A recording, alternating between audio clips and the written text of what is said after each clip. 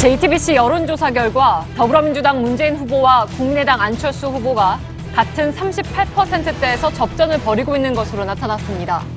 문재인 후보는 20대와 대구 경북 지역에서, 안철수 후보는 30대와 부산 경남 지역에서 지지율이 올랐습니다. 원내 5개 정당 대선 후보들이 모두 내년 6월 지방선거에 개헌을 위한 국민투표를 실시하겠다고 밝혔습니다. 후보들은 국회 헌법 개정특위에 이 같은 개헌 입장을 밝혔습니다. 국민의당 광주 지역 경선에 동원된 원광대 학생들의 카카오톡 단체방 화면을 JTBC가 입수했습니다. 지난달 광주 경선을 앞두고 이 단체방에는 고기를 사준다더라, 인원을 채워야 한다는 등의 대화가 이어졌습니다. 선관위는 동원된 학생들에 대한 조사를 확대하고 있습니다. 직권 남용 등의 혐의를 받고 있는 우병우 전 청와대 민정수석에 대한 구속영장이 지난 2월에 이어 또 기각됐습니다. 검찰은 오늘 박근혜 전 대통령에 대한 5차 구치소 방문 조사를 진행한 데 이어 오는 17일쯤 재판에 넘길 방침입니다. 우리나라 성인 4명 가운데 1명이 정신질환을 앓은 경험이 있고 조현병 증상을 경험한 사람도 71만 명에 달하는 것으로 나타났습니다. 다음 달부터 정신병원 입원 기준이 대폭 강화돼 입원 환자들 상당수가 퇴원할 전망인데 이들을 맞이할 사회적 준비는 턱없이 부족한 상태입니다. 국내 최대 규모의 숯가마 생산시설이 들어선 강원도의 한 폐강마을입니다. 100억 원이 넘는 예산이 투입됐지만 제대로 가동을 하지 못하고 있다는데요. 폐강촌에서 무슨 일이 벌어지고 있는지 잠시 후 밀착 카메라에서 전해드립니다. 수소, 우주의 75%. 그 무한한 수소로 자동차를 달리게 하다. 현대자동차. 시청자 여러분, JTBC 뉴스룸을 시작하겠습니다. 대선의 양강 구도는 더 이상 뉴스가 아닐 것 같습니다. 불과 얼마 전까지도 대세론이란 말이 키워드였습니다만 지금은 아닙니다. 그만큼 한국 정치가 역동적이란 말이 될 것 같습니다. 그런데 대선이 끝나도 이런 역동성은 계속 이어질 것으로 보입니다. 이번 선거에 나선 모든 후보가 개헌을 공약으로 냈습니다. 이에 따라서 내년 지방선거에서는 개헌을 위한 국민투표가 실시될 것으로 보입니다. 이렇게 지속되는 정치의 계절이 우리 사회에 약이 될 것인가 독이 될 것인가, 유권자들에게는 또다시 선택의 책임이 지워지게 됐습니다. JTBC 대선 여론조사 결과부터 전해드리겠습니다. JTBC는 한국리서치에 의뢰해서 어제와 오늘 이틀 동안 조사를 했습니다. 그 결과 민주당 문재인 후보와 국민의당 안철수 후보가 오차범위 내 접전을 벌이고 있는 것으로 나타났습니다. 오늘 여론조사 결과는 이 밖에 눈에 띄는 분석 결과가 나왔는데 그건 잠시 후에 짚어보겠습니다. 이주찬 기자입니다.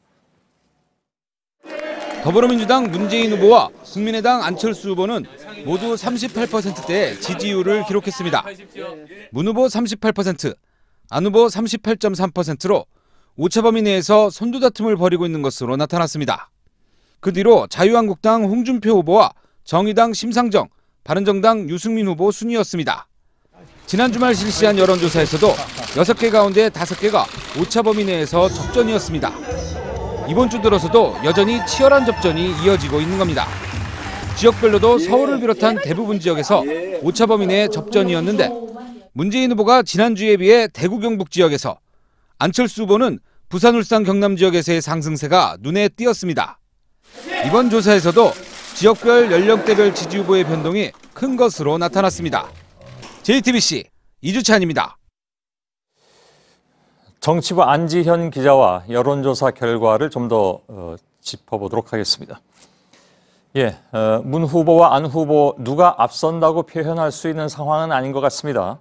네, 그렇습니다. 선관위에서는 이 오차 범위 안에서 나왔을 경우에는 앞섰다, 제쳤다 이런 표현을 쓸 수 없도록 하는데요. 아예 순위 자체가 의미가 없다는 겁니다. 그런데 오늘 나온 지지율을 다시 한번 보시면 1, 2강 후보 격차가 0.3%포인트 차이, 그러니까 소수점 이하의 차이를 보였습니다. 그러네요. 사실 오차범위 내만 있으면 통계학자들은 그 안에서 앞섰다, 뒤섰다 이렇게 얘기하는 것에 대해서 굉장히 기분 나빠하긴 합니다. 그건 의미가 없는 것이라고 얘기하긴 하는데 아무튼 뭐 거의 비슷한 그런 상황인 것 같습니다. 그동안에 세대별로는 40대까지는 문 후보, 60대 이상은 안 후보 이렇게 지지하는 사람들이 많았는데 이게 요즘 이번 조사에서 조금 바뀌었다면서요? 전체적인 큰 틀에서는 그 흐름은 이어갔는데요. 40대 이하에서는 문 후보 지지층이 더 많았고 5, 60대에서는 안 후보 지지층이 더 많았습니다. 하지만 세부적으로는 변화가 있었는데요. 안 후보는 30대에서 지난주보다 가장 큰 폭인 11.8%포인트 상승했고요. 반대로 문재인 후보는 20대에서 4%포인트 올라서 20대의 절반 이상의 지지를 받는 것으로 나타났습니다. 이 지역별로도 변동이 있었는데요. 변동폭이 큰 것은 이 TK 지역에서는 문 후보가 8.8%포인트 상승했고 이 PK 지역에서는 안 후보가 11.2%포인트 올랐습니다. 잠깐 아까 그 세대별 그걸 다시 정리하자면 40대까지 문 후보를 더 지지하는 거는 여전한데 다만 30대에서 안 후보가 조금 더 올랐다. 근데 그것이 30대에서 전반적으로 다 뒤집혀져서 안 후보가 더 많이 앞섰다는 것은 아니다 이런 얘기잖아요. 결과적으로는 20대, 30대, 40대에서 여전히 문 후보가 더 높았습니다. 알겠습니다. 자, 대구 경북에서 민주당 후보가 1위를 기록했다는 것이 좀 특이한 현상이긴 합니다. 이 부분은 잠시 후에 좀 살펴보기로 하고요. 안철수 후보의 지지율 상승이 계속 이어지고 있는 상황인데 과연 안 후보 지지율이 선거일까지 이어지느냐 이것이 관건 아니겠습니까? 어떻게 봐야 될까요? 이거를 따져보기 위해서 적극적 투표층만 놓고 봤는데 그 경우에도 두 후보 간 격차는 큰 차이가 없었습니다. 0.4%포인트 정도 차이가 났는데요. 그래서 저희가 다만 이 충성도가 높은 지지층 있는지 그 각각의 지지층의 충성도를 살펴봤는데 이 경우에는 안 후보 지지층의 결속력이 좀 떨어진 게 아니냐 이런 분석이 나왔습니다. 어떤 지표였는데 그렇습니까? 문재인 후보와 안철수 후보 둘 중에 국정운영 능력과 지도력은 누가 더 갖췄다고 보는지 또 이념과 공약은 누가 더 마음에 드는지를 저희가 물어봤습니다. 그런데 리더십 부분에서 차이를 보였습니다. 다른 지표는 두 후보 간 격차가 거의 없었는데요. 이 대통령이 된다면 청와대 참모나 내각의 장관 등을 잘 이끌 지도력을 누가 더 갖추고 있다고 생각하십니까? 이렇게 물었더니 문재인 후보를 선택한 응답이 39.7%, 안 후보는 26.2%를 선택해서 두 후보 간 격차가 13%포인트 차이가 났습니다. 안 후보는 연설 때 이렇게 목소리도 바꾸고 그랬는데 아직까지는 뭐랄까요, 카리스마 면에서 조금 덜하다 이렇게 판단하고 있는 것으로 나타나는 것 같습니다. 이 지표만 보자면 이렇게 차이가 나는 이유, 그 이유에 또 뭐가 있을까요? 세부적으로 살펴보면 왜 이렇게 차이가 났는지 알 수 있었는데요. 안철수 후보에게 투표하겠다고 밝힌 지지자 가운데 지도력은 문재인 후보가 낮다는 의견이 12.4%가 나왔습니다. 이 두 후보 간 차이가 없다는 의견이 26.9%나 됐습니다. 문 후보의 경우는요? 문 후보의 경우에는 문 후보 지지자 가운데 안철수 후보의 지도력이 더 훌륭하다고 평가한 사람은 2.3%포인트에 불과했습니다. 그런데 문 후보가 지도력을 더 갖췄다는 응답은 79.9%였습니다. 그러니까 다시 정리해서 안 후보 지지자 10명 중 1명은 문 후보의 지도력이 더 낮다고 했고 문 후보 지지자 중에서는 100명 중에 2명만 그렇게 얘기한 겁니다. 현재 국내에서 실시되고 있는 대선 여론조사의 문제점을 저희들이 지적해드린 바가 있는데 저희들이 조사하는 방식은 어떻습니까? 그래서 오늘 조사 개요를 좀 자세히 설명해 드리려고 하는데요. 저희는 한국 리서치가 조사를 했고요. 어제와 오늘 이틀에 걸쳐서 했고 표본은 1000명입니다. 전화 면접을 통한 방식이고 유선 비율이 14.2%, 무선이 85.8%였습니다. 응답률은 22.3%였습니다. 응답률이 10% 이상은 돼야 된다는 것이 중앙선관위 얘기이기도 하죠. 그에 보자면 한 2배 이상 응답률이 나온 것이고 특히 이제 ARS, 그러니까 자동 응답 전화가 아니라 전화 면접, 직접 통화하면서 하는 것이기 때문에 그만큼 신뢰도는 더 높을 수 있다 이렇게 볼 수 있을 것 같습니다. 또 최근에 유무선 비율에 대해서 유선 비율이 너무 높다면 이게 또 잘 반영하지 못하느냐도 있었는데요. 저희는 20대 80 비율을 유지하고 있습니다. 안지현 기자였습니다. 앞서도 말씀드렸습니다만 대구 경북 지역의 표심은 이번 선거에서 유난히 크게 움직이는 것 같습니다. 대구 경북의 이런 민심은 어떻게 읽으면 될지 박사라 기자가 분석해봤습니다. JTBC 여론조사에서 대구 경북 1, 2위 후보는 일주일 새 바뀌었습니다.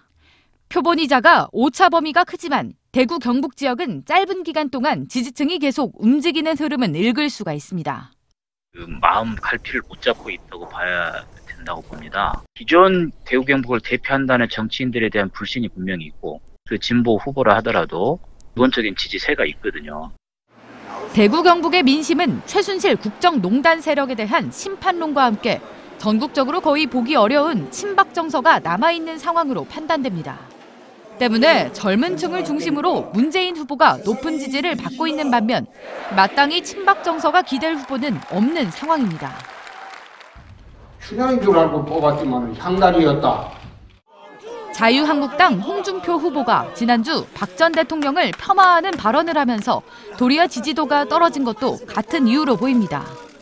유승민 후보 역시 친박 세력과 각을 세우고 있는데 이 지역에서는 그다지 호응을 얻지 못하고 있는 겁니다. 그 사이 갈 곳 없는 보수 표심이 안철수 후보에게로 모인 걸로 보입니다. 자유한국당 내에서는 홍준표 후보가 이런 자세를 바꾸면 대구의 전통적인 지지층은 홍 후보 쪽으로 이동할 것으로 기대하고 있습니다. JTBC 박사라입니다. 예, 시작할 때 말씀드린 대로 대선 주자들은 하나같이 임기 중 개헌을 내세우고 있습니다. 내년 지방선거에서 개헌을 위한 국민투표를 하게 생겼는데 권력구조 개편 방향에 대해서는 다른 목소리를 냈습니다. 개헌이 국민적 공감대를 얻느냐부터 얻는다면 어떻게 개헌을 하느냐까지 사실 산 넘어 산입니다. 대선이 끝나도 정치의 계절은 계속될 모양입니다. 서복현 기자입니다. 국회 헌법개정특위에 나온 민주당 문재인 후보는 권력구조로 4년 중임제를 주장했습니다. 2022년부터 적용하자는 입장입니다. 차기 대통령 선거를 2022년 전국 동시지방선거와 동시에 치르게 하여 이때부터 적용하는 것이 타당하다고. 대선 사이에 총선을 치러 대통령을 중간평가하는 의미를 부여하자는 겁니다. 국민의당의 안철수 후보는 특정한 제도를 못 박지 않았습니다. 다만 의원 내각제는 반대한다고 밝혔습니다.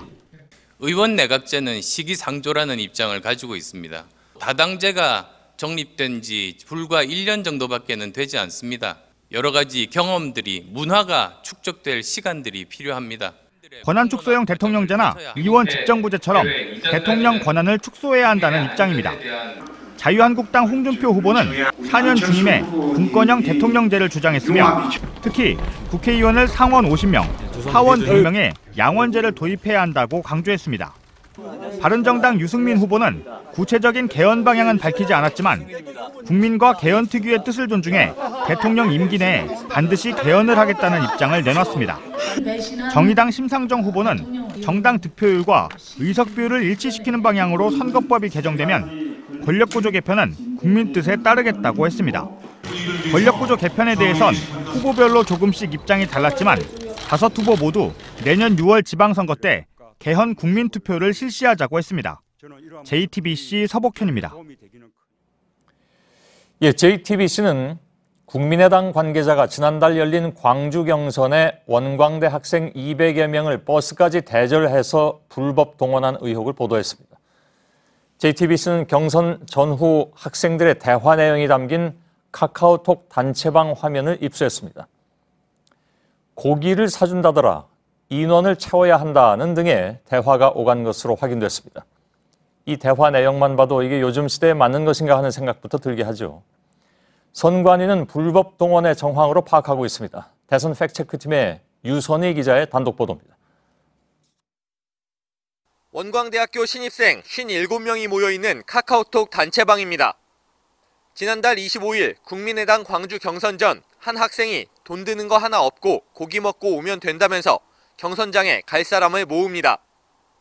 과에서 최소 인원을 맞춰야 한다면서 투표권이 있는 생일이 지난 친구들을 찾기도 합니다. 경선이 끝난 뒤 지난 10일 불법 동원 의혹이 불거진 뒤에는 식사 대접받은 사람들 몇 배로 벌금을 문다면서 걱정하는 대화가 오갔습니다. 희망자만 참여했고 비용을 거뒀다는 총학생회의 해명과 달리 참가 인원을 과별, 학번별로 강제 할당했고 식사도 무료로 제공한 겁니다. 일부 학생은 특정 후보를 찍으라는 말도 들었다고 했습니다. 투표했어요. 아무나 찍으면 된다 그랬는지. 누구 뽑으라고 했었어요. 누구인지. 뽑으라서 뽑았는데 그걸로 뽑은 거랑 기억이 잘 안 나요. 선관위는 경선에 동원된 학생들에 대해서도 조사를 확대하면서 불법 동원과 불법 청탁 의혹까지 조사하기로 했습니다. JTBC 유선입니다. 예, JTBC는 국민의당 경선 과정에서 불거진 각종 불법 행위를 취재하고 있습니다. 교통편 제공에 이어서 불법 동원, 또 식사 제공 의혹까지 이어지고 있는 상황입니다. 취재 기자와 이 문제를 좀 더 얘기 나누도록 하겠습니다. 이희정 기자. 자, 특정 후보를 지지해달라는 것이 없으면 뭐 큰 문제 아닌 거 아니냐 이런 주장이 그쪽에서도 나온 바가 있습니다. 그런데 조금 아까 보니까 뭐 특정 후보 지지 의혹이 일부 또 나오기도 하긴 했습니다만 우선 특정 후보 지지하라고 안 했다. 이게 문제가 없는 걸까요? 일단은 흔히 누구에게 이제 밥을 사주면서 좀 찍어달라 이렇게 하는 거를 흔히 선거법 위반으로 생각하고 있는데요. 예. 사실 이번 경우는 조금 다르게 볼 수 있습니다.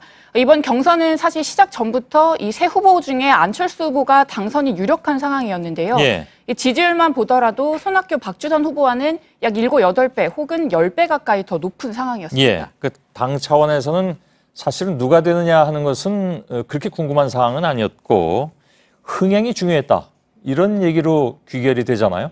네, 맞습니다. 이 세 후보가 경쟁을 해서 누굴 뽑는 게 중요한 게 아니라 이 흥행을 통해서 당 후보 자체를 띄우는 게 사실 굉장히 중요했던 겁니다. 예. 그래서 정작 투표소에 만약에 사람이 없으면 이게 돈을 들이고도 안 하니만 못한 그런 상황이었습니다. 이른바 컨벤션 효과도 떨어졌을 테고요. 네. 그렇다 보니까 이 여기에서 이제 무리하게 사람을 동원하고 심지어 저희가 보도했던 이 버스까지 대절을 하는 상황이 됐던 겁니다. 예. 실제로 국민의당은 이 광주 경선 흥행 성공을 굉장히 뭐 도박이 대박이 됐다 이런 식으로 대대적으로 홍보를 하면서 이 안철수 후보가 그 바람을 탄 것도 그 이후로 이제 판단을 했습니다. 예.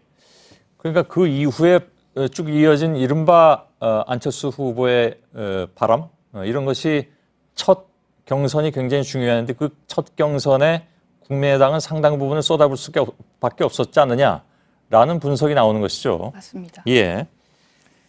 광주에서 치른 경선에 6만 2천 명, 그죠? 당초 예상 인원 3만 명의 2배 수준이라고 네. 그렇게 홍보를 했습니다. 예상보다 훌쩍 뛰어넘는 그 흥행 성공을. 예. 이미 경선 과정에서도 근데 후보 간에 이런 의혹이 제기된 바가 있죠. 네, 맞습니다. 그 손학규 후보 측에서 안철수 후보 측에 이른바 이제 독수리 오형제 프로젝트라고 이렇게 의혹을 제기를 했는데요. 예. 이게 무슨 얘기냐면 이 현장 투표에 함께 갈 인원을 최소 5명 정도를 미리 모아서 이 승용차에 한꺼번에 태우고 실어 나른다라는 그런 내용이었습니다. 예. 그래서 실제로 선관위가 조사를 해봤더니 이 승용 렌터카 17대를 동원해서 사람을 실어 나른 사실을 실제로 적발하게 됐습니다. 예. 원광대생 동원은 뭐 이거보다 규모가 훨씬 크기 때문에 문제인데 학생들이 직접 만나봤더니 뭐라고 얘기를 하던가요? 네, 학생들은 일단 좀 말하기를 조심스러워하면서도 어떻게 보면 좀 자기들이 억울하다라는 심정을 내비쳤는데요. 예. 앞서 리포트에도 좀 나왔지만 뭐 고기를 먹고 다시 온다라고 해서 그냥 따라갔다거나 밥값이나 버스비는 우리가 내지 않았다. 그러니까 공짜로 갔다라는 얘기죠. 예. 그래서 상황을 잘 모르고 따라간 것처럼 저희에게 진술을 하기도 했습니다. 그리고 또 일부 학생은 이게 단순히 현장에 우리가 동원이 됐던 게 아니라 거기에 가서 특정 후보를 지지하라는 그런 지시를 받았다라고도 이야기를 했습니다. 예. 당의 입장은 어떻습니까? 이게 좀 다발적이고 조직적이라는 것이 일부 드러나고 있는데. 네, 일단 국민의당은 이 원광대 학생들을 동원한 것으로 밝혀진 그 당 관계자 김모 씨에 대해서 아직은 아무런 조치를 좀 취하고 있지 않은 상황입니다. 예. 다만 당에서 이제 진상 조사를 하고 있다면서 선관위 결과 조사에 따라서 뭐 그에 맞는 엄정한 대처를 하겠다. 일단은 이렇게 밝혔고요. 예. 선관위는 일단 저희가 그 이야기한 그 김 씨 외에 그 이후에 또 배후에 누가 있는지를 좀 추가 조사를 하고 있는 상황입니다. 예. 개인적 일탈인지 아닌지 뭐 선관위 조사가 이어지고 있으니까 지켜봐야 되겠군요. 이희정 기자였습니다. 자, 이번엔 민주당입니다. 바로 오늘 치러진 재보궐선거에서 유권자 불법 동원 의혹이 제기됐습니다. 전북 완주군 보궐선거에서 민주당 후보 측이 승합차를 동원해서 일부 지역 주민들을 사전투표소까지 태워줬다는 건데요. 선관위가 역시 조사에 착수했습니다. 정재윤 기자의 보도입니다. 승합차 2대가 서 있고 한 대가 먼저 출발합니다. 한 남성의 안내에 따라서 어르신들이 승합차 쪽으로 걸어옵니다. 남성은 어르신들을 차에 태운 뒤 출발합니다. 전북 완주군 라선거구에 군의원 후보로 출마한 민주당 김정환 후보 측이 일부 지역 주민들을 지난 8일 사전투표소까지 승합차로 태워줬다는 의혹이 제기됐습니다. 당일 해당 승합차를 목격한 한 주민은 어르신들 10여 명을 사전투표소에서 마을회관 앞까지 데려다 준 걸 봤다며 승합차 기사가 민주당 후보 측 수행원이었다고 말했습니다. 완주군 선관위는 해당 사건에 대해 조사 중이라고 밝혔습니다. 후보 측이 유권자에게 투표 속과집 교통 편의를 제공하면 선거법 위반에 해당합니다. 민주당 김정환 후보 측은 어르신들이 먼저 요청해서 우리 자원봉사자가 몇 분 도와준 것뿐이라며 문제될 게 없다고 밝혔습니다. 완주군 라선거구는 전북에서 유일하게 더불어민주당과 국민의당이 맞붙은 지역입니다. JTBC 정재윤입니다. 예, 민주당은 오늘 국민의당 안철수 후보의 부인인 김미경 교수가 서울대에 채용되는 과정에 새로운 의혹이 있었다고 제기했습니다. 서울대가 김 교수 채용을 결정하기도 전에 김 교수가 지원서를 준비했다면서 특혜 채용이라는 주장입니다. 국민의당에서는 이미 문제없다는 것이 확인됐다고 주장했습니다. 김혜미 기자입니다. 2011년 김미경 교수가 서울대에 제출한 채용 지원서입니다. 작성 날짜는 3월 30일. 하지만 서울대가 의과대학에 전임 교수를 채용하기로 결정한 건 그보다 20여일 뒤인 4월 21일입니다. 김미경 교수가 서울대에 제출한 재직증명서와 박사학위 증명서도 발급 날짜가 서울대의 채용 계획보다 한참 전입니다. 민주당은 서울대가 내부적으로 교수 채용 계획을 확정하기도 전에 김미경 교수가 미리 지원서를 썼다며 명백한 특혜 채용이라고 주장했습니다. 명백한 1+1 특혜 채용이라 하지 않을 수 없습니다. 정유라의 경우처럼 남편의 명망을 힘입어 그 배우자가 교수로 채용되어서도 안 될 것입니다. 민주당은 안철수 후보가 직접 채용을 요구했는지도 해명하라고 주장했습니다. 국민의당은 논평을 내고 이미 국정감사에서 김미경 교수의 채용에 문제가 없다는 게 확인됐다면서 의혹 대신 명확한 비위 부분을 밝히라고 반박했습니다. 하지만 채용 지원서가 채용 계획보다 미리 작성된 배경에 대해서는 따로 설명하지 않았습니다. JTBC 김문희입니다.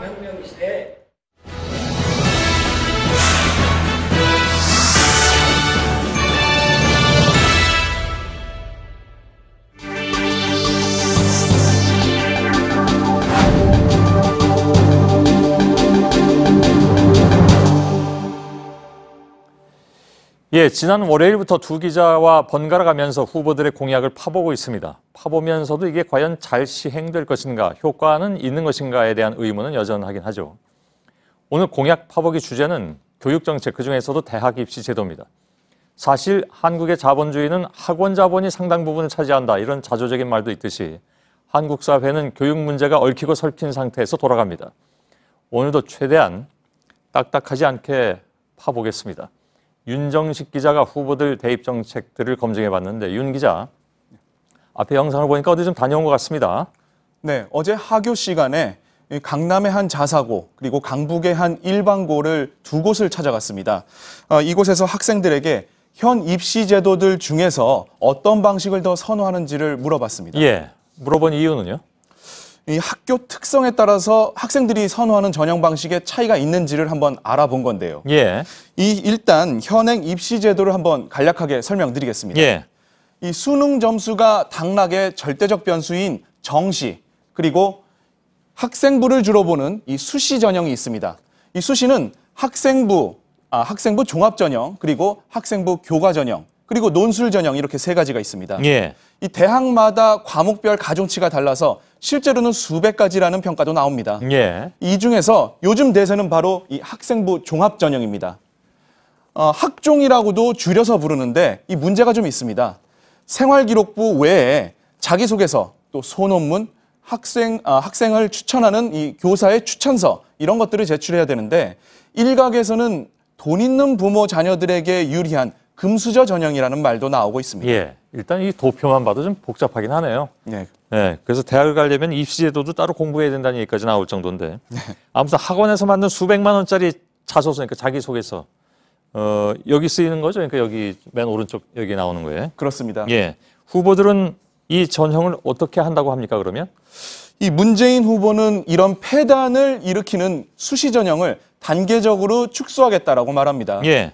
이 반면 안철수, 유승민, 심상정 후보는 오히려 수시, 그중에서도 학종을 강화하겠다라는 입장입니다. 다만 자소서나 소논문 같은 이런 폐단은 없애겠다는 조건을 달았습니다. 예. 홍준표 후보는 아직 공약이 나오지 않았습니다. 예. 안 나온 거 맞습니까? 예, 수번 전화를 해봤습니다. 예, 예. 알겠습니다. 그럼 현행 입시 제도를 그냥 찬성한다는 쪽으로 해석할 수는 없는 거죠? 아직 준비가 안 됐다라는 말을 그렇습니까? 계속했습니다. 예. 자, 앞선 논리대로라면 문 후보를 제외하고는 금수저 학생에게 유리한 제도를 계속 가져가려고 한다. 이렇게 들릴 수도 있을 텐데 본인들이 들으면 서운하겠죠. 그 점을 검증하려고 제가 학생들을 찾아갔던 겁니다. 예. 이 서울 강남의 자사고 한 곳하고 강북의 한 일반고 학생들에게 직접 물어봤습니다. 학생들 얘기를 한번 들어보시겠습니다. 예. 정시를 준비하자니 강남 애들은 학교에서도 그런 걸 잘 케어를 해주는데 그 애들한테 다 밀리고 나왔어요. 정시를 좀 더 추천하시는 선생님들도 계시고 하니까 처음부터 그냥 수능 준비하라고 하는 선생님들도 계세요. 그냥. 예. 답변이 예상하고는 좀 다른 것 같습니다. 그렇습니다. 예. 이게 어제 학생들이 붙인 바로 스티커인데요. 예. 보시다시피 강남에서는 이 139대 17 이렇게 정시가 월등히 높았습니다. 하지만은 강북의 일반고에서는 학종 정시가 75대 33으로 학종을 선택한 학생들이 훨씬 많았습니다. 그러네요. 이 정작 부유한 가정 출신이 많을 것으로 보이는 서울 강남 자사고 학생들은 학종이 자신에게 유리하지 않다고 느끼는 겁니다. 예, 왜 그럴까요? 이 강남 학생들은 자기들끼리 경쟁을 하다 보니까 내신 성적이 나빠질 수밖에 없기 때문이라고 말합니다. 예. 이 때문에 내신과는 관계없이 수능 시험 한 번으로 전국 학생들과 경쟁을 하는 이 정시를 선호한 거고요. 이 강북 일반고 학생들은 학종의 일부 부작용이 있다고는 해도 이 학교 생활에 충실하면 명문대를 갈 수 있다고 생각하는 겁니다. 예. 실제로 입시 결과도 이와 일치하는 것으로 나타났는데요. 이 연세대의 경우에 올해 입학한 일반고 출신 학생들이 선택한 전형을 보니까 정시보다 학종으로 입학한 비율이 더 높았고요. 고려대도 마찬가지였습니다. 현재까지 나온 걸 보면 문 후보의 정책이 실제 현장에서는 강남 학생들에게 유리하게 작용할 수 있다는 얘기가 됩니다. 예. 자, 종합해서 보자면 정시보다는 그러면 학종이라는 것이 이른바 형평성에는 더 유리하다 이렇게 보는 것 같은데. 꼭 또 그렇지는 않습니다. 그렇겠죠. 예. 네, 이 결국 학생부에 무엇을 기재하느냐, 이게 학생부 외에 어떤 요소를 반영하느냐 이 문제입니다. 예. 요즘 학생부는 이 내용이 아주 복잡합니다. 예를 들어서 자신이 읽은 책을 기록하는 독서 목록의 경우에는 담임 선생님이 이 독후감 등을 통해서 확인을 하는데 이걸 부모들이 정리해 주는 경우도 있고요. 심지어는 학원에서 판매하기도 합니다. 예. 또 학생부 외에 논술이나 자소서, 소논문 등 이 사교육을 유발하는 제도도 없애야 한다는 지적이 많은데요. 예. 이 점에 있어서는 후보들도 대체로 같은 입장을 보이고 있습니다. 예, 알겠습니다. 이거 복잡한 문제라서 짧은 시간에 다 알 수는 없는데 나중에 혹시 뭐 정책 토론이 있게 되면 교육 문제에 대해서 당연히 토론이 있을 것 같았으니까 그때 좀 더 들여다보도록 하겠습니다. 윤정식 기자였습니다. 우병우 전 청와대 민정수석은 또다시 구속을 피했습니다. 벌써 두 번째이다 보니까 검찰에게 향하는 눈길이 곱지가 않군요. 제대로 수사를 했느냐 하는 것이죠. 물론 검찰 입장에서는 억울함이 있을 수 있겠으나 검찰 개혁 얘기까지 나오는 상황입니다. 영장 재청구 얘기가 나오지만 공허하게 들린다는 지적입니다. 이서준 기자입니다. 서울중앙지방법원은 오늘 새벽 우병우 전 청와대 민정수석에 대한 구속영장을 기각했습니다. 영장이 자꾸 기각되는 건 본인이 청렴해서입니까? 검찰의 의지가 없어서입니까? 신경 그동안 수고 많이 하셨습니다. 권순호 영장 전담 부장판사는 기각 사유에 대해 혐의 내용에 관해 범죄 성립을 다툴 여지가 있다고 설명했습니다.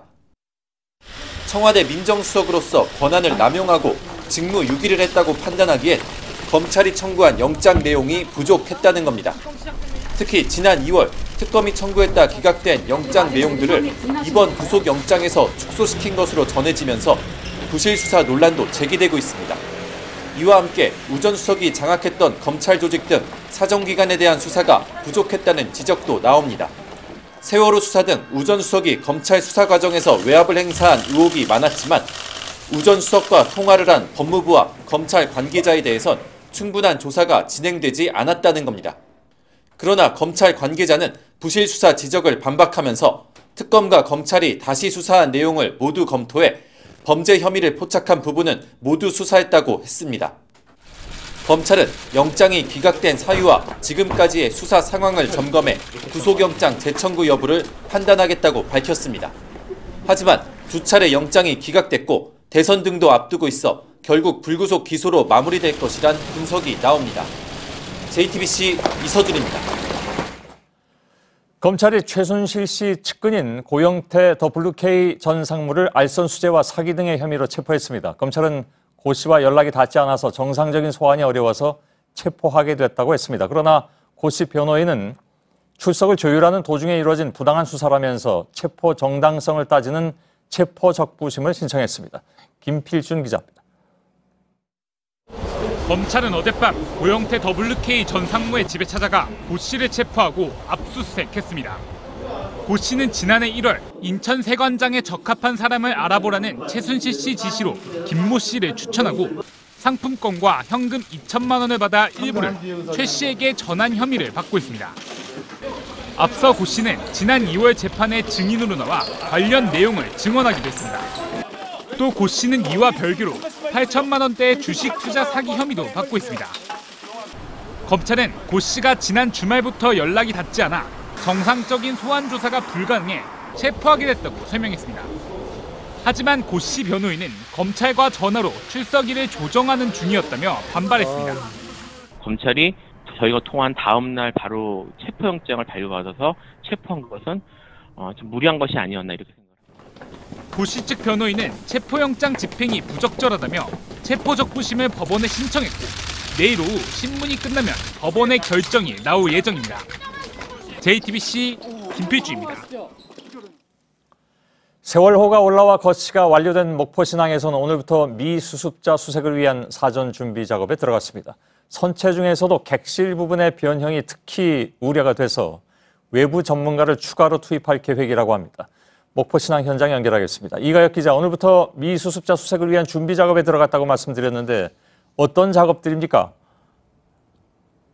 네, 오늘은 선체 외부를 살펴보는 작업에 집중했습니다. 외부에 본격적으로 손을 대기 전에 오늘 오전에 드론을 띄워서 선체 겉면을 꼼꼼하게 촬영했습니다. 지금 보시는 이 화면입니다.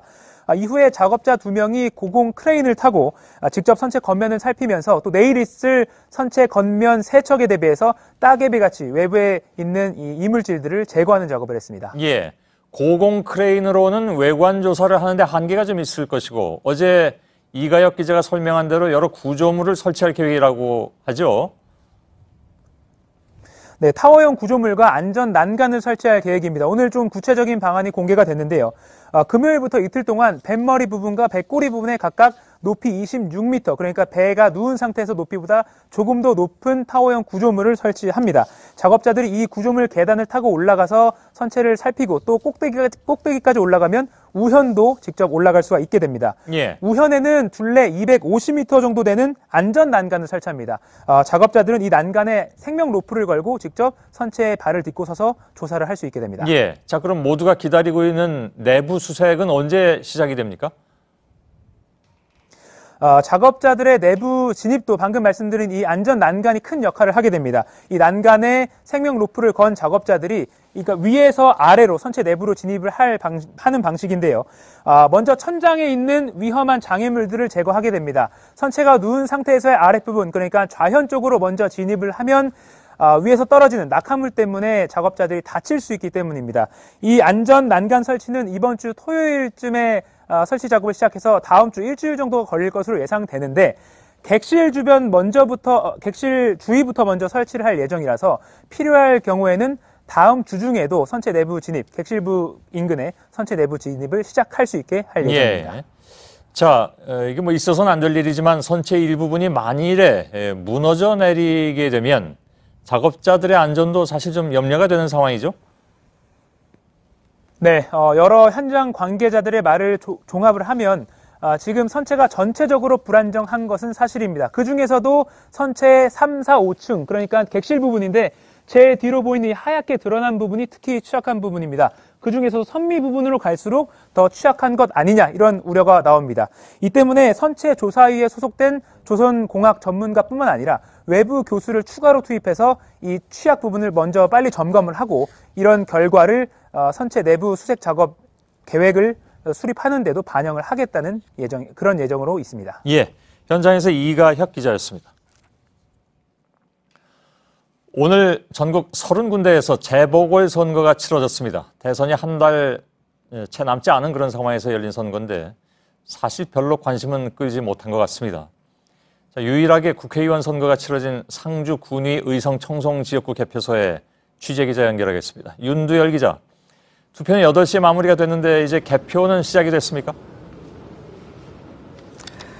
네, 8시 투표가 끝난 이후부터 경북 상주군이 청송 의성 지역 중에서도 이곳 상주 지역의 개표가 진행되는 상주체육관에는 이 투표함이 속속 도착을 하고 있습니다.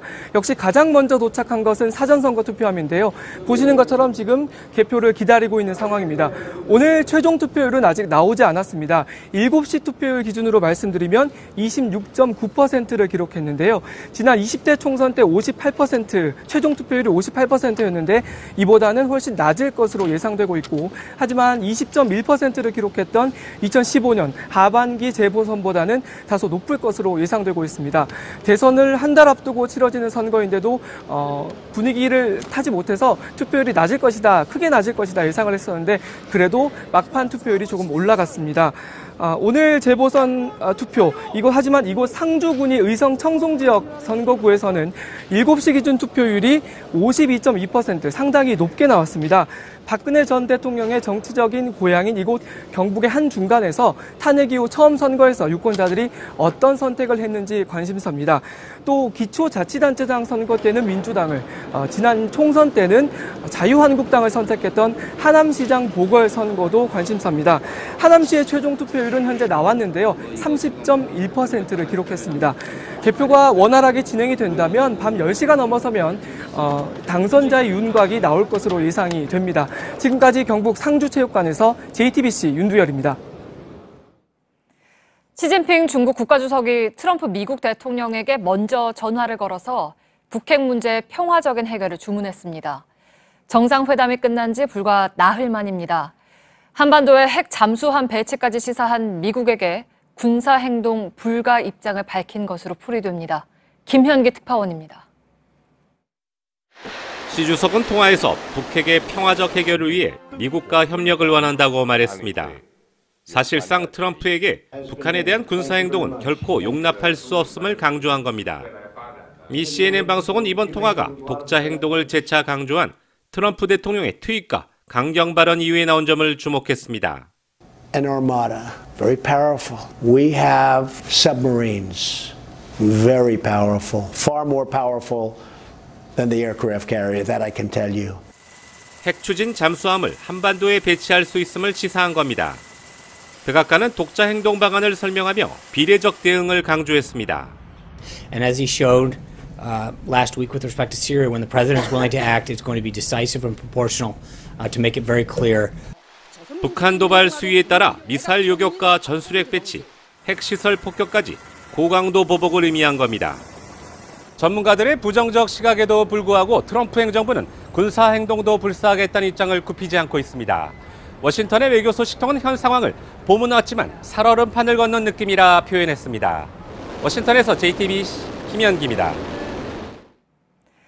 성인 4명 가운데 1명은 정신질환을 경험하고 조현병 증상을 경험해본 사람도 71만 명이나 됩니다.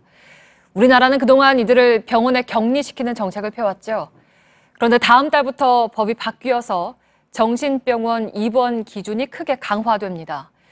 가급적 사회에서 생활하면서 치유할 수 있게 하자는 취지입니다. 그런데 막상 이들을 맞이할 사회적 준비는 거의 돼 있지 않습니다. 구혜진 기자입니다.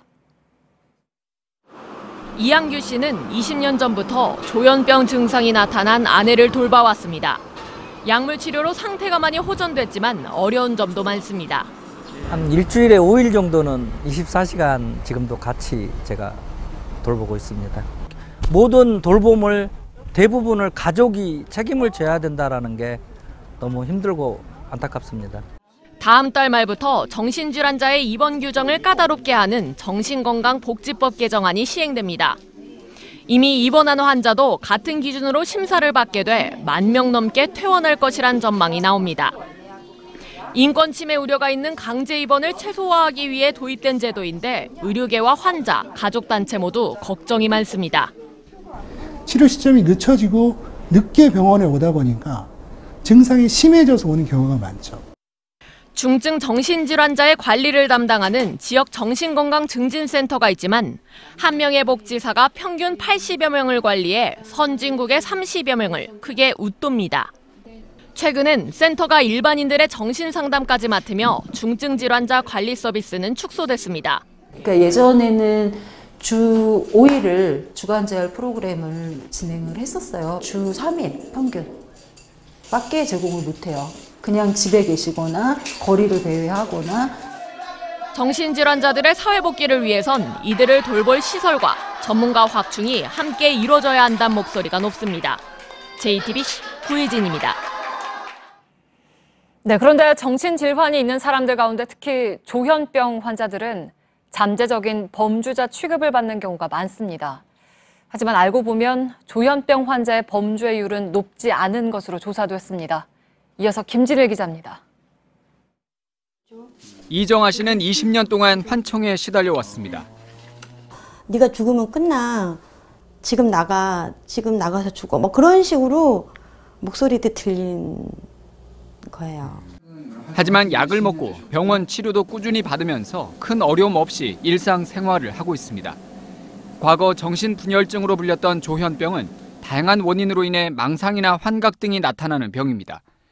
일부 강력사건 범인의 조현병 병력 때문에 두려움의 대상이 되고 있지만 미국 심리학회 분석 결과 정신병 관련 범죄 중 조현병과 직접 관련 있는 비율은 4%에 불과했습니다. 국내에서는 71만 명이 조현병 증상을 경험한 것으로 추정되는데 이 중 상담이나 치료를 받는 사람은 절반도 안 됩니다. 사회적인 편견 때문에 진료받기를 꺼리고 이 때문에 병이 더 나빠지는 악순환의 고리가 생기는 겁니다.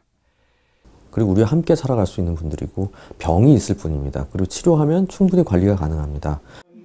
특히 지난달부터 형편이 어려운 의료급여 환자들도 적은 부담으로 신약을 처방받을 수 있게 돼 치료에 도움이 될 전망입니다. JTBC 김진일입니다.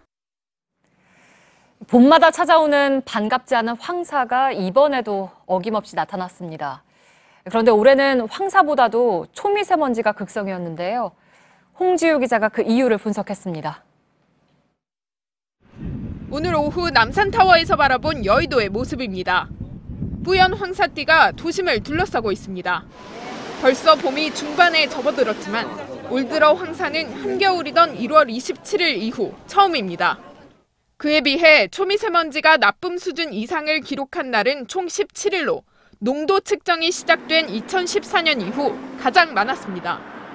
황사와 초미세먼지 모두 북서풍의 영향을 받습니다. 비교적 입자가 크고 무거운 황사가 중국 내륙과 몽골 동쪽 사막지대서부터 한반도까지 이동하려면 강한 바람이 필요합니다. 그런데 올해는 시베리아 고기압 세력이 충분히 발달하지 못해 북쪽에서 불어오는 바람의 세기가 약해졌고 황사도 황해를 건너오지 못한 겁니다. 실제 3월 서울의 풍속은 평년 수준인 초속 2.4m에 크게 못 미치는 초속 1.6m에 그쳤습니다. 이 때문에 황사 대신 가벼운 초미세먼지만 한반도로 이동했고 여기에 한반도 상공의 대기 정체가 겹치며 상황이 악화된 겁니다. 결국 북서풍의 약화가 황사 이동을 막았지만 초미세먼지 농도를 높인 셈입니다. 전문가들은 다음 달까지 대기 정체 현상이 지속되며 초미세먼지 농도가 자주 높아질 것으로 전망하고 있습니다. JTBC 홍지유입니다. 네, 포털에 연관 검색어나 블로그 글들이 돈 받고 조작되는 현실 얼마 전에 보도해드렸죠. 공신력의 생명인 뉴스란의 기사 역시 마찬가지였습니다. 포털들이 이를 방치하면서 피해는 고스란히 이용자들 몫이도 했습니다. 송우영 기자의 단독 보도입니다. 원하는 내용을 인터넷 기사로 만들어 포털 뉴스란에 올려주겠다는 업체의 단가표입니다. 언론은 광고가 아닌 정보로 인식된다는 홍보글도 보입니다. 버젓이 네이버 파워링크의 광고 중인 업체들입니다. 노출까지는 이틀 정도 써야 된다고 보시면 되고요. 혹시라도 노출이 만약에 그날 안 된다라고 하면 그 바로 다운로드 됩니다. 그동안 조작한 뉴스들을 보여주는데 특정 제품이나 분양 기사들은 물론 특정 병원과 의사의 인터뷰가 담긴 기사들도 많습니다. 생소한 이름의 인터넷 매체들이 많은데 포털에서 언론사 코드를 받기만 하면 기사를 올릴 수 있는 걸 악용하고 있는 겁니다.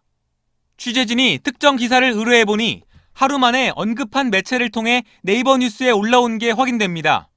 매체에 따라 가격도 달라집니다. 5천만 되면 되는 뭐 일반 인터넷 언론사, 그다음에 말씀하신 좀 메이저급 언론사 이렇게 제가 따로따로 견적을 좀 보내드려 볼게요. 가짜 뉴스로 인한 사회적 갈등이 커지는 상황에서 포털의 인터넷 기사가 이렇게 버젓이 거래되면서 뉴스의 공신력은 추락하고 독자들의 피해도 커지고 있다는 지적이 나옵니다. JTBC 송우영입니다. 오늘 오전 경기도 김포시의 한 초등학교에 곰이 나타났습니다. 인근에 있는 곰 농장에서 탈출한 건데요. 30여 분 만에 붙잡혔습니다. 이태윤 기자입니다. 곰 한 마리가 학교 운동장으로 뛰어들어옵니다. 잠시 방향을 바꾸는가 싶더니 다시 학교 안쪽으로 뛰어갑니다. 와! 곰이 어디 있어요? 아, 저기 있다. 철조망으로 된 담을 따라 속도를 냅니다. 다시 방향을 바꾸더니 놀이터 주변을 맴돕니다. 잠시 뒤 신고를 받고 출동한 경찰과 119 구조대가 곰을 잡아 차량에 옮겨 실습니다. 오늘 오전 11시 45분쯤 경기도 김포시에 있는 한 초등학교에 곰 한 마리가 나타났습니다. 학교 인근에 있는 곰 농장에서 탈출한 곰이었습니다. 신고를 받고 출동한 경찰과 119 구조대는 곰이 민가를 향하지 못하도록 조치했고 잠시 뒤 도착한 농장주가 마취총으로 곰을 포획했습니다. 학교 운동장에는 사람이 없어 인명피해는 없었습니다. 최근에는 지난해 11월 대전의 한 사설 동물관람 시설에서 사육 중이던 곰 한 마리가 탈출해 인근 등산로에서 발견되기도 했습니다. JTBC 이태윤입니다. 더 이상 치료법이 없으니 그만 보내줘야 한다는 판정을 받은 어린 자녀가 있다면 어떤 결정을 내리시겠습니까? 런던의 희귀 질환을 앓는 8개월 된 아이에 대해서 법원은 고통스러운 연명 치료를 멈추라고 판결했습니다. 하지만 아이의 부모는 미국으로 가서 새로운 치료법을 한 번이라도 받아봐야 하지 않겠냐며 항소를 준비 중입니다. 김성탁 특파원입니다. 우편배달부 크리스와 아내 코니는 지난해 9월 첫 아이를 얻었습니다. 부모가 된 흥분도 잠시 8주 만에 아들 찰리가 미토콘드리아 결핍 증후군에 걸린 사실을 알게 됐습니다. 근육과 인체기관이 급격히 약화해 인공호흡에 의지하고 있습니다. 의료진은 현 의학으로 치료법이 없으니 찰리를 그만 놓아주자고 권했습니다. 하지만 미국의 한 의사가 비슷한 증상을 치료했다는 소식을 접한 부부는 이를 거부하고 치료비를 모금했습니다. But at the end of the day, we just want him to be given a chance, because you're never going to find treatments or cures for these things if you never try. 벌써 8만여 명이 126만 파운드, 17억 원을 기부했습니다.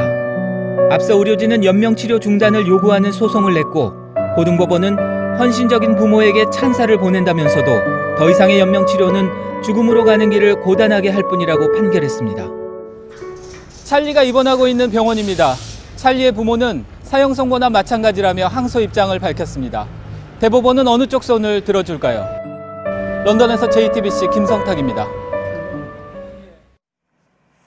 네, 지금 전국 5개 구장에서 프로야구 경기가 한창입니다. 팀당 10경기씩 치르면서 홈런 왕 경쟁도 본격화됐습니다.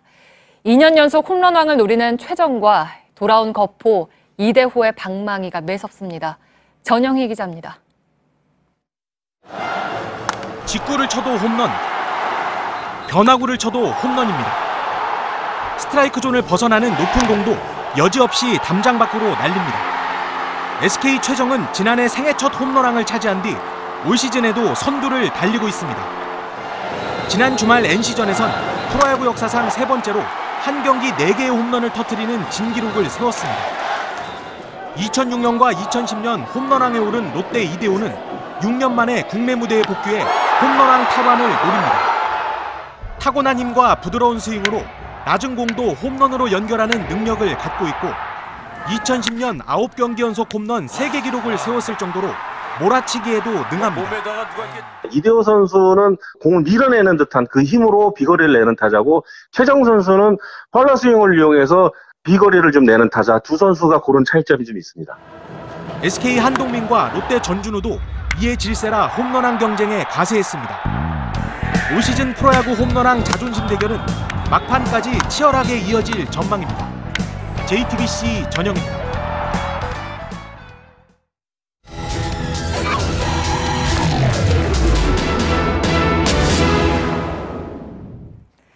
폐광촌을 관광단지로 만들어서 지역 경제를 살린다는 청사진이 제시됐던 곳이 있습니다. 강원도 영월군의 폐광마을인데요. 700억 원에 달하는 막대한 예산이 투입됐지만 개발도 멈추고 활용 방법도 마땅치 않아 3년째 방치되고 있습니다. 밀착 카메라 김도훈 기자입니다. 강원도 영월군의 폐광산 입구입니다. 1950년대부터 국내 최대 중석 생산지였지만 90년대 초 폐광됐습니다. 바로 옆 선바위산 자락을 따라 구비진도로를 오르다 보면 거대한 콘크리트 구조물들이 모습을 드러냅니다.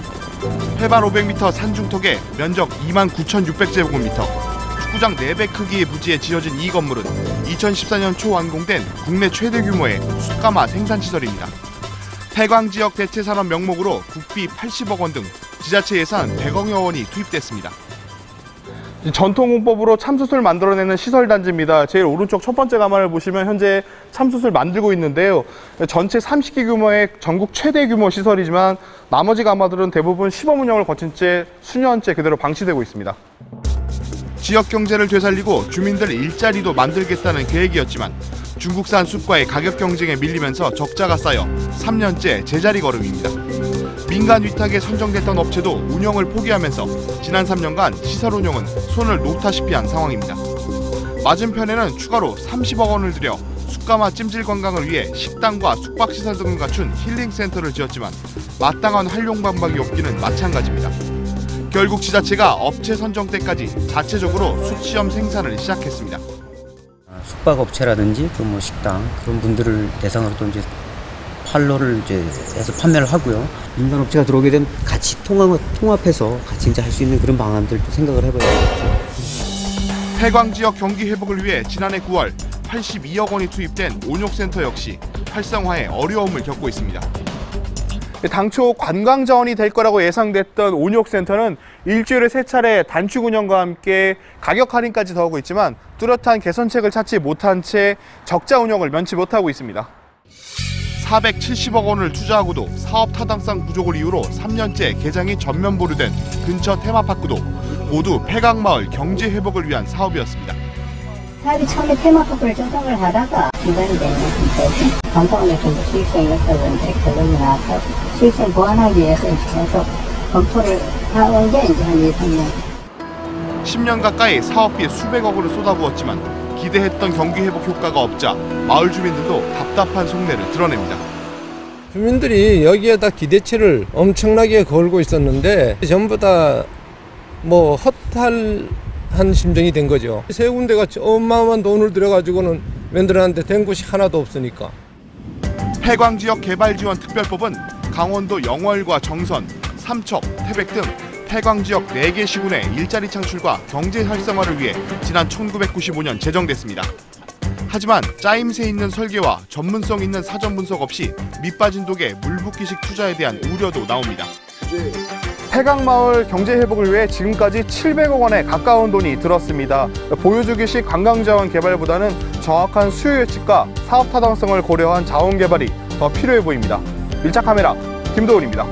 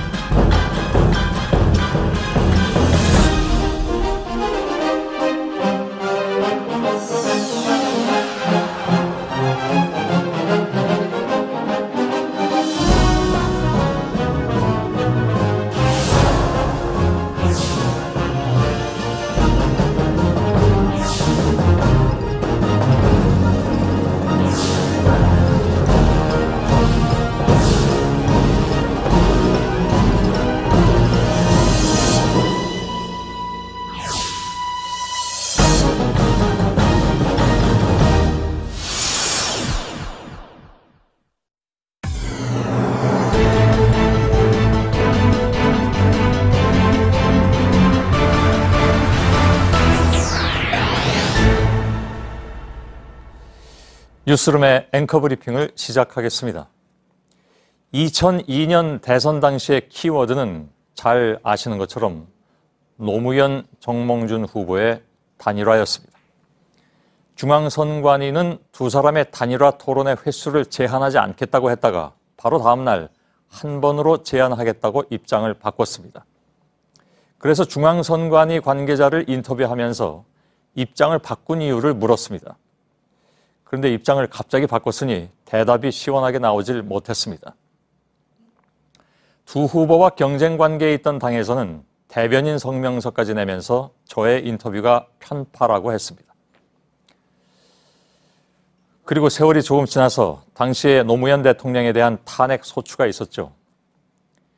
시내를 나가서 시민 인터뷰를 하면 열의 7, 8명은 탄핵에 반대한다는 것이었습니다. 그래서 그대로 전했더니 일부 언론학자들은 언론이 5대5 균형을 지키지 않았다고 편파라고 결론을 내렸습니다. 이명박 후보가 나섰던 2007년 대선의 뜨거운 이슈는 BBK였습니다.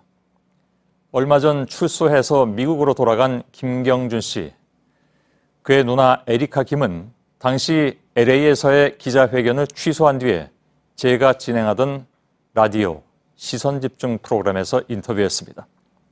역시 편파라는 공격이 나왔고 그날 밤에 예정돼 있던 100분 토론마저도 보이콧하는 바람에 프로그램 자체가 불방됐습니다.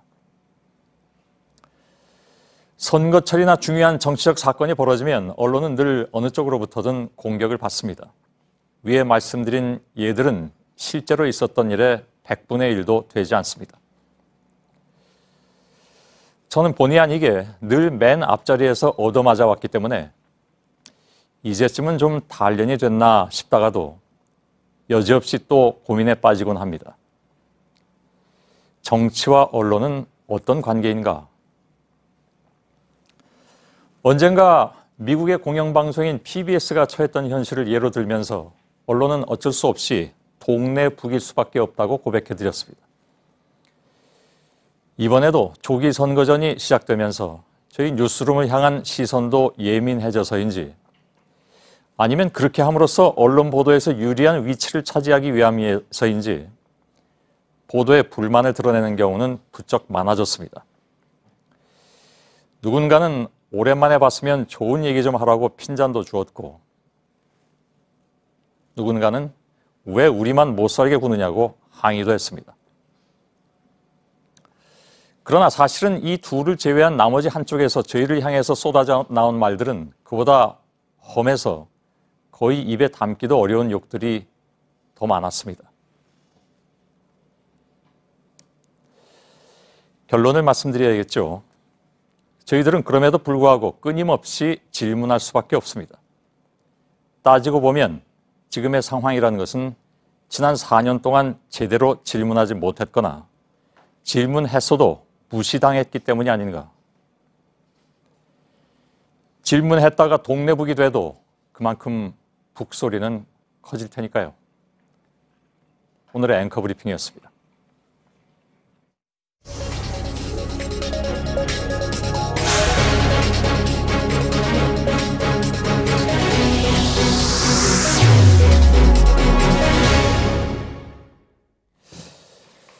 자, 어제 국민의당 박지원 대표 인터뷰에서 확인한 대로 국민의당이 안철수 후보의 뒤를 이어서 사드 배치 찬성 쪽으로 당론을 바꿀 모양입니다.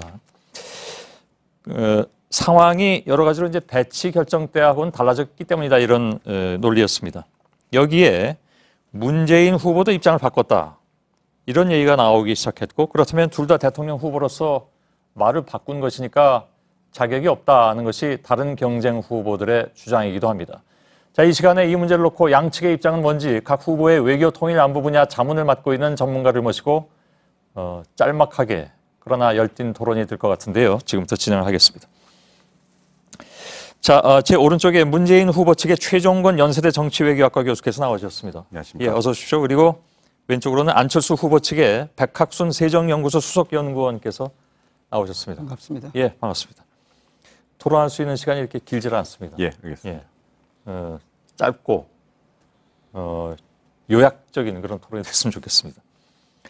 최근에 그 북한의 핵과 미사일 개발이 좀 강화되면서 아무래도 좀 한반도 긴장이 고조되고 있고 저희가 뭐 어제 그건 좀 그 허황된 것이다라고 보도는 해드렸습니다만 북폭설까지 나오면서 좀 긴장감이 높아지는 건 맞는 것 같고 그래서 사드 배치에 대한 입장까지 바꿀 수 있는 것이냐라는 문제제기가 있었는데 우선 안철수 후보에 의해서 당도 바꾸기로 했다고 제가 들었으니까 백학순 수석 연구위원께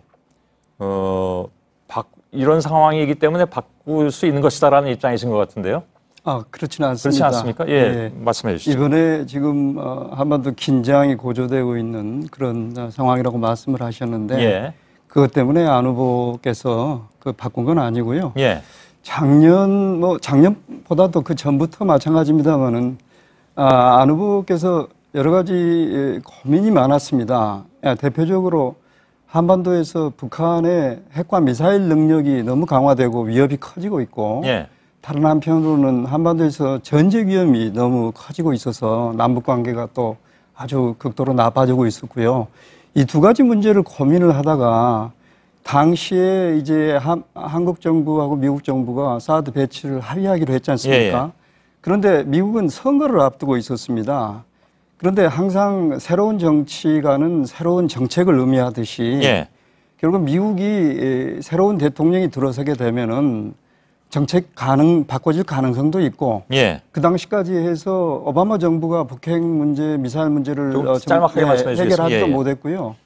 그래서 이 문제를 고민을 하다가 특히 예. 1월 1일 신년사에서 김정은이 ICBM 발사 최종 단계에 있다고 하는 걸 보고 나서 예.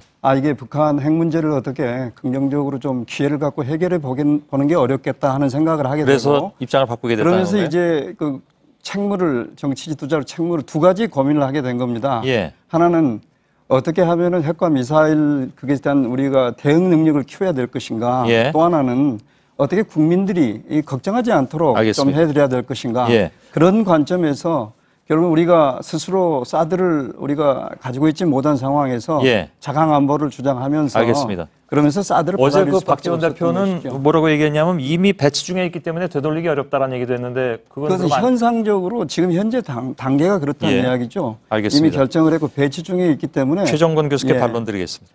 뭐 반론이라기보다도 좀 예. 팩트 체크를 좀 해야 될 것 같아요. 일단은 저희가 알고 있기로는 안철수 후보께서 후보가 사드 배치 수용을 원했으므로 당론도 그렇게 변해야 되지 않느냐라고 말씀하셨기 때문에 예. 아마 안철수 후보의 포지션은 변한 것 같아요. 근데 상황이 무엇이 변했느냐라고 했었을 때는 근본적으로 안철수 후보의 그 옵션이 변했다라고 볼 수밖에 없겠죠. 예. 작년 7월에 사드 배치가 졸속으로 결정된 상태의 그 안보 환경과 지금의 안보 환경은 사실상 악화 일로에 있는 건 사실이지만 예. 그 불확실성 측면에서 이것을 보완하기 위해 그 당시에 반대했었던 사드를 수용하겠다라고 얘기하는 것은 아마 안보적 결정이라기보다는 정쟁적 결정이었다고 봐요. 그러니까 정쟁적이요? 예. 그러니까 선거에 보수표를 흡수하기 위한 예. 일종의 표인데 여기서 말씀드리고 싶은 것은 이것이 사드 배치가 올바른 것이냐 혹은 효용성이 있느냐 대한민국의 국익이 도움이 되느냐라는 질문을 해야 될 것인데 예. 그런 질문 과정 없이 그냥 수용을 선거 기간에 하겠다라고 표현하는 것은 아무래도 좀 안보 측면에서 좀 예. 무책임한 것이 아닌가 생각을 합니다. 그건 좀 길지 않게 해주십시오, 오해신 두 것 분 다. 같습니다. 사실 사드나 어떤 그런 우리 여러 가지 하는 팩3 이런 것들은 전부 핵을 탑재한 북한의 미사일에 대한 그것을 대응하는 체제입니다. 그 자체는 북한 핵 문제나 미사일 문제를 근본적으로 해결하는 그런 문제가 아닙니다. 예. 그래서 안 후보는 미국에서 새로운 정부가 들어서면은 북한 핵 문제, 미사일 문제를 서로 어떤 협상을 통해서 그렇게 할 수 있는 기회를 마련하고자 했던 것이죠. 그런데 예. 그게 1월 1일 신년사에서 그렇게 하는 걸 보고 보다 더 급한 문제가 이제 현실적인 문제가 어떻게 하면은 국민들의 불안도 줄여드리고 그다음에 우리가 그것을 대처 능력을 할 것이냐. 그런데 우리 대처 능력이라는 것은 킬체인이라든지 KAMD는 이미 미비되어 있는 상태고 예. 당장 북한의 그 핵미사일 대응 체제로는 사드를 우리가 이용을 할 수가 있기 때문에 여러 가지 고민 끝에 그런 결정을 내렸던 거고 그게 하루아침이 아니고요. 예. 저기 작년부터 쭉 이렇게 이렇게 생각이 변해서 결정이 판단이 달라진 그런 내용입니다. 다시 재발론 기회 드리고 다음으로 넘어가겠습니다. 근본적으로 사드 배치의 문제점은 이것이 졸속으로 결정되었다는 것이고 공론화가 없었다는 것입니다. 그 근본적인 근저에는 사드 배치의 군사적 효용성이 있느냐 없느냐라고 하는 합리적 질문을 그냥 한미동맹 차원이라고 하는 결정으로 눌러버린 것이거든요. 그러면서 지역 주민들의 생존권과 환경권들이 무시됐을 뿐만 아니라 지금 현재 진행되고 있는 중국의 경제 보복까지 초래된 것이죠. 어떻게 보면 되게 아이러니하지 않습니까? 우리가 중국이 힘을 합쳐서 북한을 효과적으로 제재했어야 할 시기에 사드 배치를 들어서면서 결국은 중국의 협조가 지금 사실상 어려워진 상황에 온 거거든요. 그럼 결론적으로 보면 이 사드 배치의 경제적 효용성, 정치적 효용성, 남북 관계의 문제, 그리고 가장 중요한 미중 관계의 문제, 그리고 우리 국이 어디냐를 이렇게 합리적으로 물어보는 것, 즉 재검토를 해야 될 텐데 이 부분들이 상당히 좀 관가되고 있는 것 같아요. 그 문재인 후보도 입장을 바꾼 건 마찬가지 아니냐라는 것이 상대당의 주장입니다. 그거는 그렇지 않습니다. 왜냐하면 차기 정부에서 결정하자 사실 좀 애매모호성이 좀 있다가 어제 나온 얘기는 북한이 계속 그 핵 도발을 강행할 경우에 사드 배치가 불가피할 수 있다 이렇게 얘기가 바뀌고 물론 전제 조건을 세웠는데 그 전제 조건은 이미 다 나와 있는 조건들이기 때문에 이미 나와 있다는 조건보다는요. 그러니까 이런 것입니다. 미국 정부도 지금 등장한 지 한 5개월 정도 되어가고 있지만 4, 5개월 되어가고 있지만 전 세계 어느 정부든 이 새로운 정부가 들어서면 전 정부가 취했던 안보 정책, 경제 정책에 대해서 리뷰를 하게 돼 있습니다. 리뷰를 해서 받아들일 건 받아들이고 수정해야 될 건 수정하는 것인데요. 말씀드렸다시피 사드 배치 결정에 관련된 여러 가지 문제가 있습니다. 이를테면 국방부에서 박근혜 정부에서 사드 배치를 그렇게 시급하게 7월 달에 졸속으로 결정한 이후에 여당이나 국회에서 공론화 자체를 막아버렸거든요. 근데 여기 우리가 중요한 이 가정은 사드 자체가 상당히 군사적 효용성이 있다라고 주장하는 것인데 그것을 집권하면 일단 보자는 것이죠. 알겠습니다. 어떠한 합의문이 있었고 그리고 그것이 정치 경제적으로 어떤 효과가 있는지에 대해서 보겠다는 뜻입니다. 그래서 재검토를 유지한다는 것이죠. 백학순 박사께 반론 기회 드리겠습니다. 저기 어제 박지원 대표께서 저기 국가 간의 합의니까 배치되고 있는 중이니까 이렇게 존중을 해야 된다 하는 말씀을 하셨는데 결국은 한미 관계는 일반 국가 관계일 뿐만이 아니라 동맹 관계입니다. 그리고 당장 지금 북한 핵과 미사일 문제 때문에 우리가 이런 여러 가지 고통을 받고 있는 거잖아요. 그래서 그 안 후보의 그런 입장은 아주 명백합니다. 그리고 당도 결국은 후보를 돕는 방향으로 이렇게 생각을 정리하는 걸로 그렇게 노력들을 하고 있는 것으로 알고 있습니다. 자, 이 부분에 대한 그러니까 사드 배치에 대한 입장 변화 또 뭡니까 빠른 시일 내에 그렇게 된 것은 아니다라는 주장도 나오시고 여러 가지 얘기가 나왔는데 그 얘기를 조금 좀 정리를 하도록 하고요. 저희가 시간이 좀 제한이 돼 있기 때문에 오늘 길게는 진행을 못할 것 같아서 다음 얘기를 바로 넘어가겠습니다. 역시 같은 맥락의 얘기인데 사드 배치와 햇볕 정책과의 상관관계를 놓고 논란이 일고 있습니다. 사실 두 당은 햇볕 정책으로부터 다 완전히 자유로운 당이 아닙니다. 그죠? 계승하겠다고 했던 당이었고 또 실제로 실천했던 당이기도 합니다.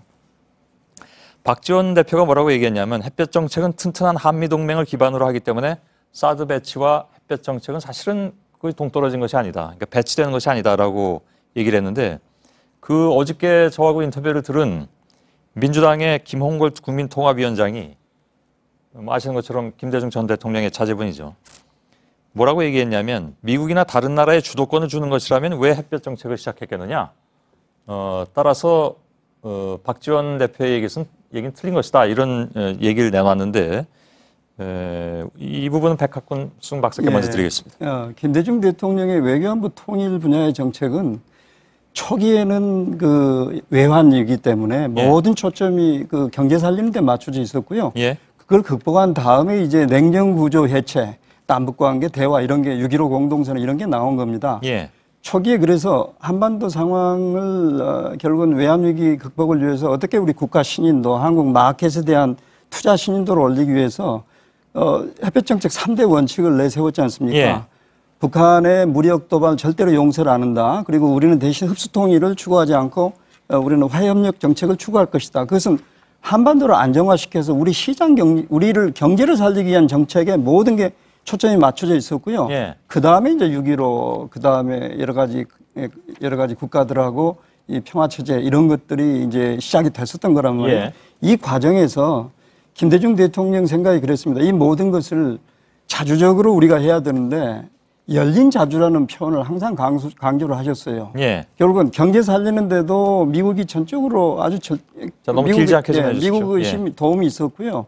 그다음에 한반도 평화체제, 평화 이런 정착하는 것도 미국 도움이 결국 국제 문제가 연결되어 있기 때문에 예. 남북 문제뿐만이 아니라 그게 필요했기 때문에 이분의 특징이 미국과 항상 오픈해서 상의를 하셨어요. 예.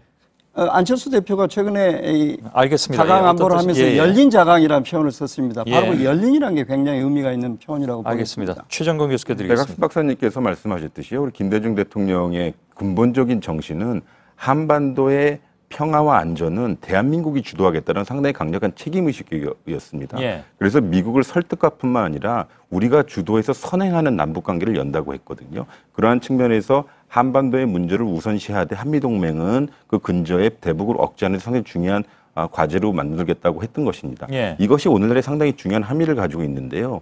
사드 배치가 대한민국 국익에 도움이 되느냐 안 되느냐는 대한민국 정부가 결정하겠다는 것입니다.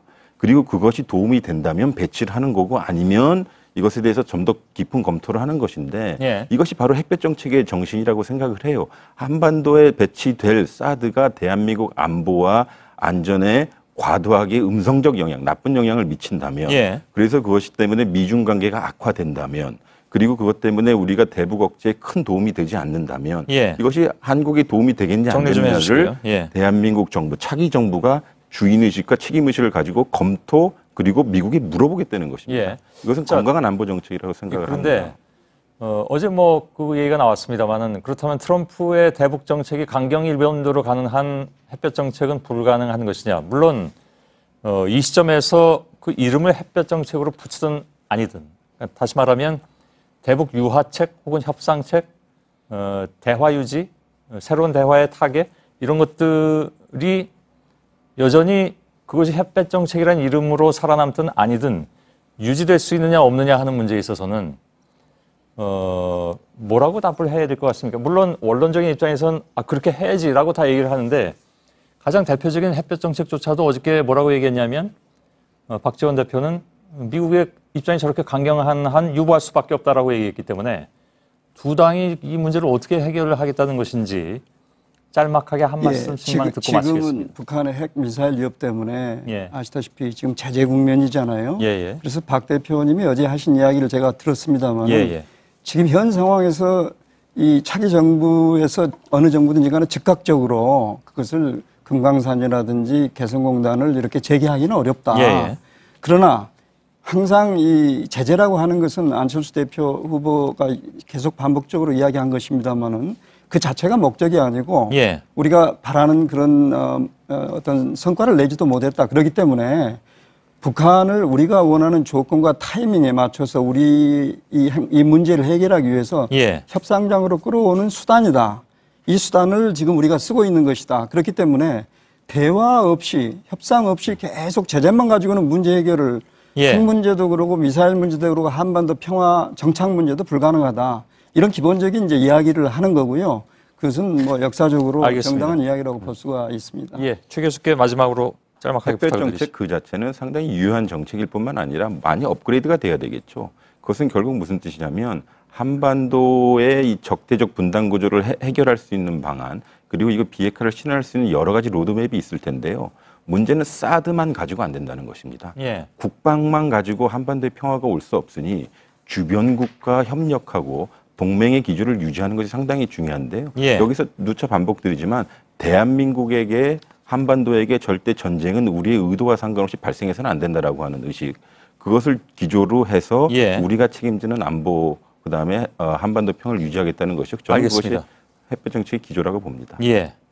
사실 오늘 뭐 사드가 주요 소재가 되긴 했습니다만은 사드가 정말 그러면 한국 방위에 유효한 것이냐 하는 논란은 지금 사실 어디론가 가버리고 네, 맞습니다. 배치하느냐 안 하느냐로 지금 얘기가 돌아가 버리는 상황이기 때문에 사실 이 문제에 좀 더 관심을 가지고 있는 분들 입장에서는 그 부분이 굉장히 아쉬우실 것 같은데 뭐 또 다음으로 미룰 수밖에 없는 그런 상황이 됐습니다. 일단 여기서 마치겠습니다.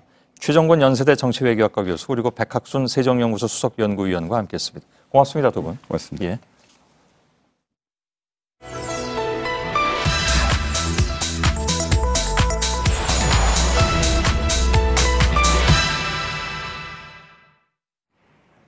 네, 오늘 팩트체크는 홍준표 자유한국당 후보가 꺼내든 안보 프레임을 확인하겠습니다. 분단이라는 특수한 환경 때문에 안보 문제는 꼼꼼하게 검증해야 할 부분이죠. 하지만 이념 대결로 치우치기가 쉽고 과거 선거에서 악용하는 사례도 자주 목격이 됐습니다. 홍준표 후보가 내놓은 발언과 근거들은 어떨까요? 하나씩 살펴보겠습니다. 오대영 기자, 첫 번째 내용은 뭡니까? 네, 먼저 전술핵 재배치 문제인데요. 네. 들어보겠습니다. 전술핵 재배치하자. 이제는 도리가 없다. 핵에는 핵으로 대응할 수밖에 없습니다. 핵을 가진 나라와 가지지 않는 나라는 전력의 비교가 무의미합니다. 네, 홍 후보는요, 전술핵 재배치와 핵 보유를 같은 개념으로 주장했습니다. 하지만 둘은 엄연히 다릅니다. 핵 보유는 자체 개발을 통해서요, 핵무기를 갖는 겁니다. 핵 확산 금지 조약 NPT를 탈퇴해야 되고 국제적으로 고립을 감수해야 합니다. 북한이 바로 그 길을 걸어왔던 거죠. 그런데 전술핵 재배치는요, 미국의 핵무기를 한반도에 그냥 들여오는 겁니다. 전술핵을 들여온다고 해서 그게 우리 자산이 되느냐? 아닙니다.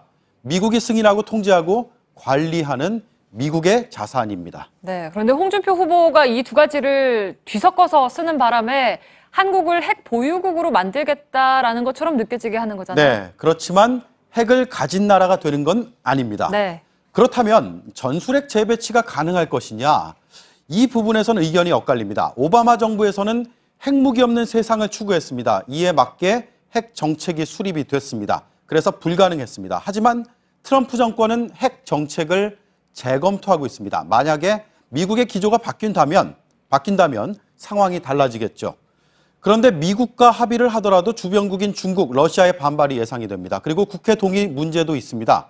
전문가들 사이에선 그래서 이론적으로는 가능하다. 하지만 현실적인 어려움이 있지 않겠냐라는 의견이 나옵니다. 네, 그러니까 전술핵 재배치는 보수 진영에서 계속 나왔던 주장인데 미국만 동의한다고 될 일이 아니군요. 네.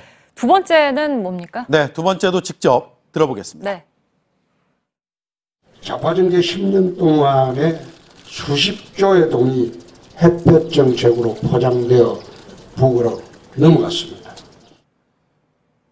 네, 김대중 노무현 정권에서요, 대북 정책이 핵 위기를 초래했다라는 주장입니다. 네, 그러니까 수십조 원이 북한으로 넘어갔다는 건 햇볕 정책을 비판하는 쪽에서 계속 내놓는 주장이잖아요. 그랬죠. 이게 사실인가요? 수치를 한번 볼까요? 네. 사실이 아닙니다. 정권별 북한 현금 현물 제공 액수입니다. 김대중 정부 16억 3,860만 달러입니다. 노무현 정부 23억 3,660만 달러, 이명박 정부 6억 1,680만 달러, 박근혜 정부는 2015년까지의 자료입니다. 3억 2,080만 달러. 김대중 노무현 정권을 합해서 환산을 해보겠습니다. 약 4조 8천억 원입니다. 네, 뭐 지원액이 많은 거는 사실이지만 수십조 원은 아니잖아요. 네.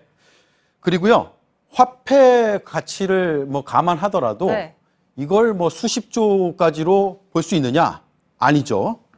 자, 이 그래프도 함께 보겠습니다. 남북 간의 교역액입니다. 김대중 정부의 20억 달러, 노무현 정부의 56억 달러, 이명박 정부의 91억 달러가 됐고요. 네. 박근혜 정부는 2015년까지 62억 달러였습니다. 교역액은 거래한 액수입니다. 그러니까 북한에 간 것과 우리가 받은 걸 합한 금액입니다. 그러니까 오히려 교역액은 이명박 정부 그리고 박근혜 정부 때 확 늘었는데요. 네. 네. 그래서 일각에서는 햇볕 정책으로 핵 개발 자금을 대줬다는 근거 없는 주장이 나오고 있는데요. 교역액으로 보면 오히려 정반대의 주장도 나옵니다. 들어보시죠. 보수 정부인 박근혜 정부가 개성공단에서 한 돈이 전용되었다. 이렇게 말했잖아요. 그러면 돈 액수가 더 간 게 MBT가 더 크니까 그쪽이 책임이 많더라도 사실은 뭐 그 자체에 대해서는 그런 게 아니겠죠. 네, 어느 정부에서 많이 줬다 안 줬다가 문제가 아니라 이 통계 자체가 중요한 이유는 특정 정권만 북한과 거래를 했다는 식의 프레임이 설득력이 매우 떨어진다는 걸 보여주기 때문입니다. 네, 그러니까 햇볕 정책으로 북한에 퍼주기를 했다라는 이런 일각의 좀 인식도 사실이 아닌 걸로 보이고 다음은 또 어떤 겁니까? 네, 마지막 들어보시죠. 네. 김정은 정권을 옹호하는 좌파 정권이 들어선다면 미국은 우리와 상의 없이 북한을 선제 타격할 수도 있는 그런 상황이 되어버렸습니다. 네, 좌파 정권이 들어서면 미국이 우리와 상의하지 않는다. 우파 정권이 들어서면 상의할 수 있다. 뭐 이런 얘기거든요. 이 역시 사실로 보기가 어렵습니다. 네. 이건 좌파 우파의 문제가 아니라 한미 동맹의 문제입니다. 한미 상호 방위 조약 2조 본 조약을 이행하고 그 목적을 추진할 적절한 조치를 협의와 합의하에 취할 것이다. 그러니까 양국은 협의와 합의를 원칙으로 삼고 있습니다. 또 북핵 시설은 중국에서 불과 한 100km 이내에 있습니다. 우리와 중국의 협의를 생략한다? 거의 불가능합니다. 네, 팩트체크 오대영 기자였습니다.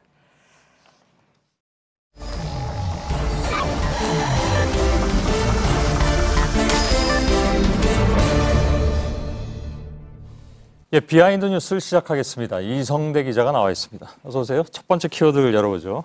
네, 첫 번째 키워드입니다. 안찍박에 놀란 국민의당. 자, 오늘부로 선대위 체제에 들어가는 국민의당에서 갑자기 박지원 대표의 이선 후퇴 주장이 전격적으로 나왔습니다. 예. 자, 먼저 들어보시죠. 박지원 대표께서는 이번 선대위에 참여하지 마시고 대기종군 해주실 것을 정중하게 요청합니다. 늘 선당 후사를 강조해 오셨습니다. 이걸 몸소 실천하실 최적기라고. 자, 이 이야기를 듣던 박 대표 회의 중에 내내 굳은 표정이었고 예. 두 번이나 들락날락하기도 했습니다. 아, 그런가요? 예. 갑작스럽게 이렇게 나온 주장인 모양이네. 근데 이게 뭐 아까 여기 저 제목이 잠깐 있었는데 안찍박? 그러니까 안철수 후보 찍으면 박지원 대표가 상황된다? 뭐 이런 여론 때문에 그런 모양이죠?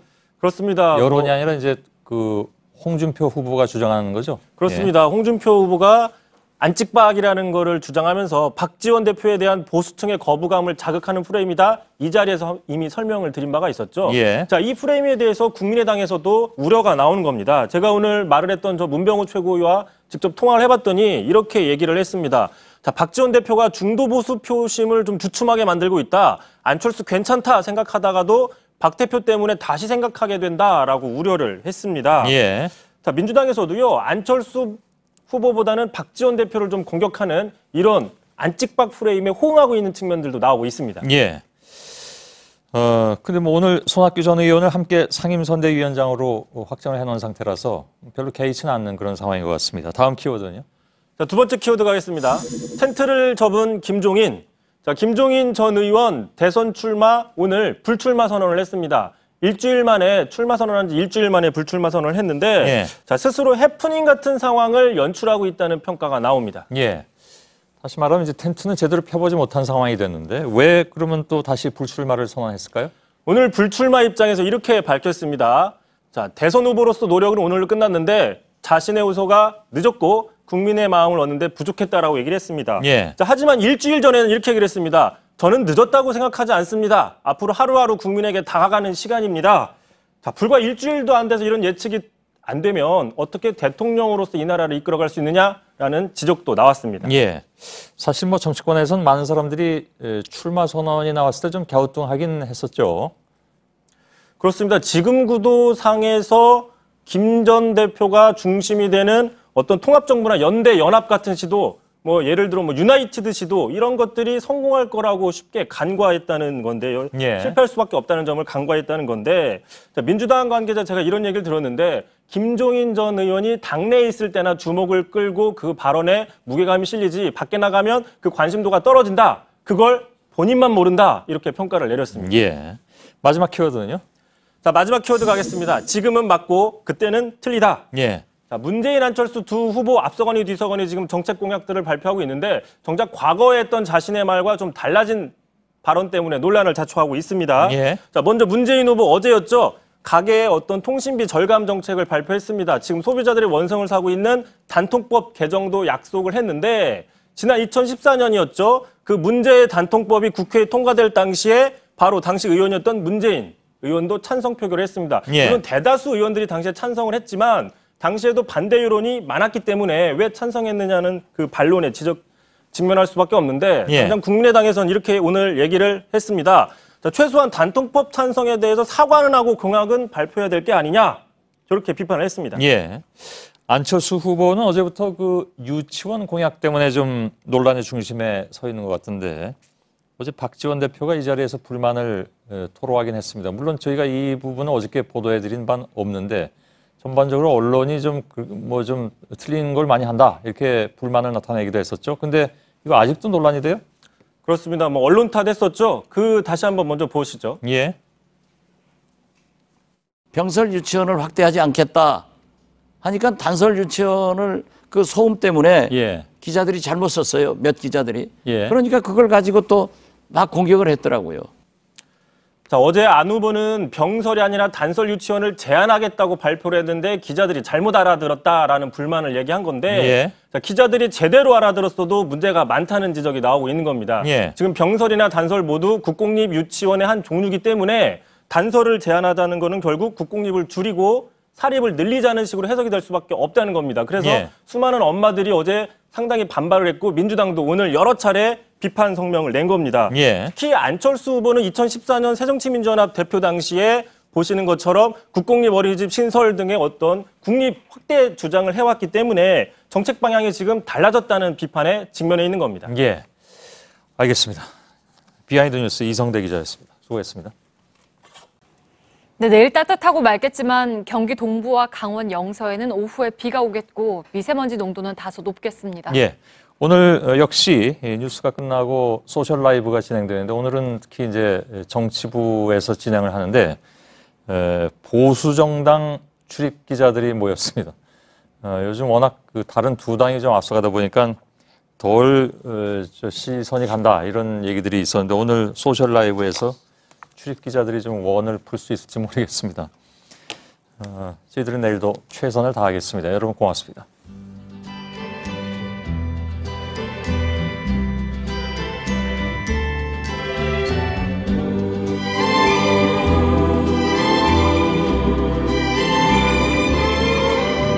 Sometimes in the morning when shadows are deep I lie here beside you just watching you sleep